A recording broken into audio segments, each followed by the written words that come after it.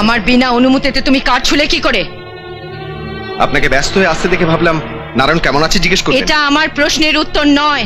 Madam, রাস্তায় কোনো অচেনা লোকে অ্যাক্সিডেন্ট হয়ে গেলে পথের লোকেও তাকে গাড়িতে নিয়ে হসপিটালে পৌঁছে দেয়। আর নারায়ণ তো আপনার শ্রমিক। এটাও আমার প্রশ্নের উত্তর নয়। তাহলে আপনার প্রশ্নের উত্তর হলো নারায়ণকে হসপিটালে নেওয়া জরুরি ছিল। অ্যাম্বুলেন্স আসা অব্দি অপেক্ষা করতে? অ্যাম্বুলেন্স আসা অব্দি অপেক্ষা করলে নারায়ণের হাতটা কাটতে প্রয়োজন হতো। তার একটা হাত কাটা গেলে এই ফ্যাক্টরি বন্ধ হয়ে যেত না। কিন্তু বিনা হাতে সে চাকরি করতো কিভাবে? তার ছোট ছোট ছেলে মেয়ে রাস্তার ভিখারি হয়ে তার যেত। ছেলে মেয়েদের জন্য আমি তাকে 1 লক্ষ টাকা ক্ষতিপূরণ দিতাম। কিন্তু 1 লক্ষ টাকায় সে কতদিন চলতে পারতো ম্যাডাম? হতভাগ্যদের সঙ্গে এমন সওদা করবেন না।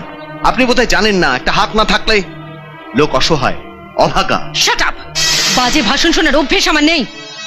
তাছাড়া তুমি আমার ফ্যাক্টরির ইউনিয়ন লিডার নও কি অ্যাডভাইজার নও। You are dismissed. আন্ডারস্ট্যান্ড?